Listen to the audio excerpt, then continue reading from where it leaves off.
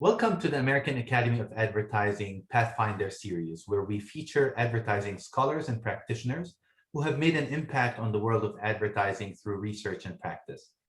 It is my distinct honor today to welcome Dr. Carrie La Ferle, the Marriott Endowed Professor of Ethics and Culture at Southern Methodist University's Temerlin Advertising Institute, who is the most recent recipient of the Kim Rotzoll Carrie Award for Advertising Ethics and Social Responsibility from the American Academy of Advertising. Dr. La Ferle, it is a pleasure to talk to you today. Thank you for joining us. For starters, tell us a little bit about what this award means to you. Somebody asked me, what's tenure? Like, why would you want tenure? Is it job security? And I said, oh my gosh, it's been a while, but tenure for me was somebody outside myself, my discipline, people I respect, recognizing me as knowing an area and being an expert in an area and knowing it well. And, we don't get that many promotions in advertising. So that was a big deal to get tenure because somebody saw me for, wow, you do kind of culture and ethics. Okay. But then to get a lifetime award and the Kim Rotzoll Award, again, we don't get many promotions in life, in academia. And so this award meant a lot because I knew Kim Rotzoll and he was super intelligent and generous with his time and his passion for ethics and just wanting to help people understand how, what's the philosophy behind advertising and why should we be ethical in media. And so, just to be recognized by my peers for work that I've done and in Kim Rotzoll's name is just amazing.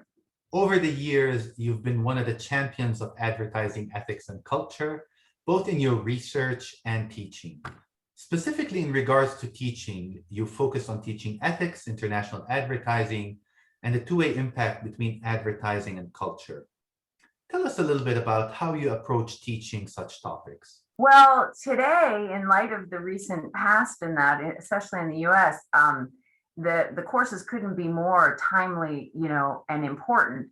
But when I started, I can remember my dissertation, and it was a time when, I was actually it was suggested to me that perhaps doing something with culture isn't very publishable because there's not really a good paradigm. There's not a lot of theories. And so I feel like we've come so far. I do feel, though, in my classes, it was a bit pioneering at first to figure out how to do things that would be useful for students, in industry, while sort of piecemealing things together from different articles and, textbooks, but we really didn't have a lot on it. But both of them blend really well. I think when I started teaching ethics to undergrads and graduates, I had Gordon Miracle was the person that I came in to take on those classes for when he retired. And he had a very heavy legal side to advertising and ethics. And then I had Kim Rotzoll, who had sort of a much more philosophical and economic focus and classical liberalism. And then I had my own area of interest with culture and international. So I kind of ended up making it the course about bringing in all of those things together, and that, you have to represent people fair and in an authentic way. And I don't think I used those terms probably 20 years ago, but certainly that was the idea, that people want to see themselves and they want to see themselves in a positive way. And if you don't see yourself, why would I buy your product? So that was sort of just and that's ethical and that's good business. And then we saw cause-related marketing grow and so many things. So I think it was just, a love of each of the areas and somewhat putting them just all together and seeing how do they fit in a unique way. And in international also, that negotiations and when you cross cultures, there are huge ethical differences because we come from very different perspectives. And it's not that one's better or right necessarily, but you have to find ways to work around different viewpoints about ethics. Advertising is so intertwined with society and culture, and especially over the past few years and specifically last year, what changes have you made to your teaching amid the ongoing sociocultural reckoning related to women's rights and justice for historically marginalized and minoritized communities? Prior to the past year, I had started to recognize students were not good at speaking up about their opinions when if I show an ad and we know it's not a great ad for a socially good message or something like that. I started noticing that students were reacting much faster and in a probably somewhat inappropriate way. The past year, I even see that more, and it's not that it's inappropriate, but in a business setting, somewhat it is. And so you've got to somehow teach the students to separate their emotion a little bit from you're sitting in a business meeting. So I started to practice in the classroom after we'd analyze an ad and think of ways that we could make it better. Let's say female objectification, how could we tone that down? Or I have students ask me, so is it good to objectify a male in an ad? Does that make us more equal? And I said, heck no, that's not what I'm looking for either. But then once we sort of analyze the ad, then I'd say, okay, so, Susie's the boss. How do we bring this up in our meeting of 10 people? The client's there. We've got our creatives. They love the ad. How would you bring this up? And, sometimes I'd get, well, it sucks. And I'm like, okay, I really don't think you're probably going to say that as a newbie in the meeting and a newbie at the company. But you might. But how else could, and basically just trying to get them to have a voice, but in a way that is sort of still business oriented. So market share, how could the market share be impacted negatively if we show this ad? Or turn that around, how could we improve the ad to enhance market share, enhance the number of people that might be interested in our brand because of the ad? So I think what's changed for me is adding to my curriculum this space for students to have a voice of how to speak up that is effective. That is such an important skill. And we're noticing that these sociocultural shifts and turbulences are also coinciding with an ongoing digital revolution. Programs around the country and the world are rushing to get the most out of innovations in advertising, from analytics to programmatic buying to artificial intelligence, among other areas.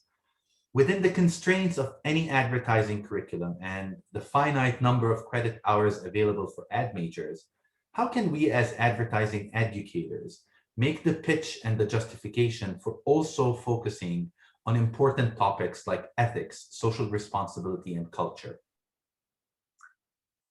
Yes, finite resources, finite time. Yes, we're dealing with that right now a little bit, not in the ethics realm, but how to bring AI in and AR on top of an already heavy curriculum. It doesn't seem like anything goes away. It just keeps, we need to do more. I think that ethics, similar to sort of what we were just talking about with race, ethnicity, cultural diversity in general, that understanding, I think that ethics, it's time that it has to actually be woven across the curriculum. When I started teaching over 20 years ago, there were very few programs that had an advertising society and ethics class. And at the time, the reason was the same as what you've just asked. Well, we need to teach management, media, creative, research, campaigns. There isn't really room for that. That could be an add-on. And then we started seeing, businesses needing it and society needing it. So it started to become more of a core. But I think today we could actually still have it as a core for sure. But I think it's even more important to weave it into the other classes. So if we're talking about media, native advertising, how does ethics fit there? And what are some of the legal ramifications if you don't do things properly for consumers and you're somehow trying to mislead them in a way?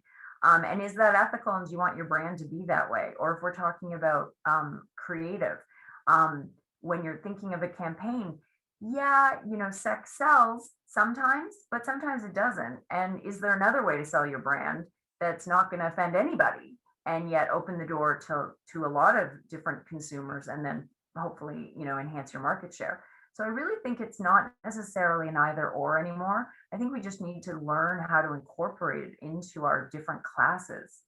I'm going to switch gears a little bit. You've also integrated cross-cultural and international communication, as well as subcultural understanding in your own research. Share with us, what are some of the insights that you can tell us about the rich body of research that you've conducted? What I've learned is that you can never be careful enough in research in culture. Um, I can remember, and that there's more appreciation for it now, though, for sure. And there's more models to follow. You can be more rigorous with, cultural studies now, and they can have an impact on industry. I think is important. But I remember early in my career, an article that I got back from a review, and one of the reviewers wrote, "Who cares about India?" What? And that was like the one sentence. I thought, okay, well, I think that's a reject. All right. Now, I mean, that's laughable. We wouldn't have that today. But I think that one of the things I'm noticing is that in this country right now, we've definitely had a racial issue. We've certainly had a gender issue. But I almost think we just need to start to be more broad in general in terms of how we think about culture. You could have, because if we become really familiar with some of the different cultural dimensions and ways that cultures differ, whether it be time or relationships with nature, we have that within the United States too, right? It's not just nation to nation differences.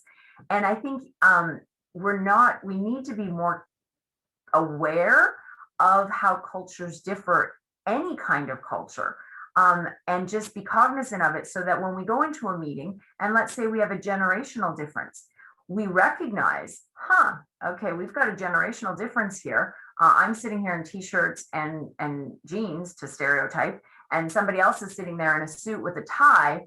I was late, that person was early. We probably have some problems here. How can I fix this? How can we make it so that we can leverage both of our best capabilities while recognizing that we may do things differently?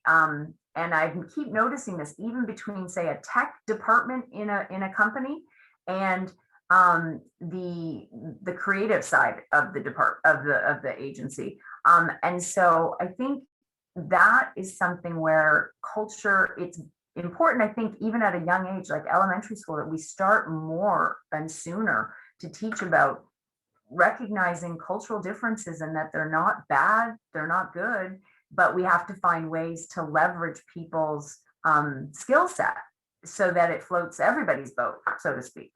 So my final question is more of a request. If I would ask you to put on your futuristic hat on, where do you see things going in the world of advertising, practice, teaching, and research in the coming years? The first thing I thought of when you said that was Roland Rust's like 1990 something article that said the death of advertising. And they were in reference to the internet at the time, and we didn't die.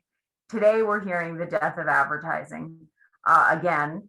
Because of AI and AR, and consumers don't want it, and you can pay to not have ads.